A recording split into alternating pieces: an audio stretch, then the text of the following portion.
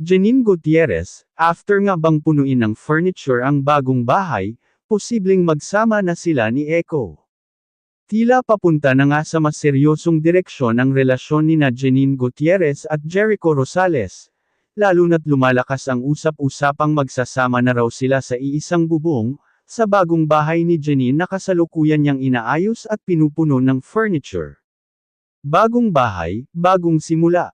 Sa ilang Instagram stories at updates mula sa aktres, makikitang abala si Janine sa pag-aayos ng kanyang bagong tahanan. From selecting stylish furniture to choosing cozy lighting and elegant fixtures, kitang-kita ang excitement niya sa paggawa ng sariling, safe space. Ngunit ang napansin ng mga fans, parang hindi lang siya ang pinaghahandaan ng bahay, mukhang may +1 na rin. Echo's subtle presence. Although Jericho Rosales hasn't posted anything specific, eagle-eyed fans noticed a few things.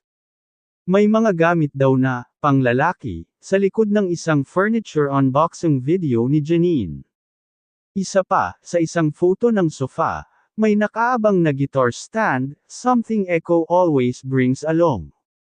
At higit sa lahat, Janine has been dropping sweet hints in interviews, saying things like, "Mas mahigit, masaya ako kasi kahit pagod sa trabaho, excited akong umuwi, at hindi na ako uuwi mag-isa." Sino kaya ang kasama niya sa pag-uwi? Netizens, reaction, sobrang kilig.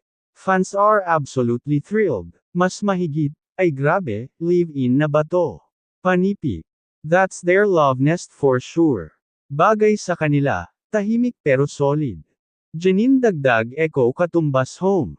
Furnishing with love. Sa mga nakaka-relate, alam nating lahat, kapag pinupuno mo na ng furniture ang bahay mo, you're creating a home, not just a house. And with Janine's attention to detail and warmth, it's no surprise fans feel this is a love nest in the making. From comfy couches to couple-friendly dinner sets, everything seems to hint this home is ready for two. Wedding bells soon. Dahil sa recent buzz tungkol sa singsing na suot ni Janine sa isang performance, na marami ang nag-akala ay engagement ring, marami na talaga ang nagko-connect ng dots. 1. Bagong bahay. 2. Furnished for 2. 3. Secret engagement rumors.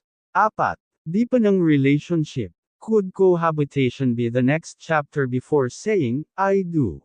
Final thoughts, mula bahay, tungo sa buhay na magkasama. Janine and Jericho's love story has always been quiet, sincere, and full of depth. And now, with Janine preparing her home and Echo always by her side, fans can't help but dream that this house may soon become their home together.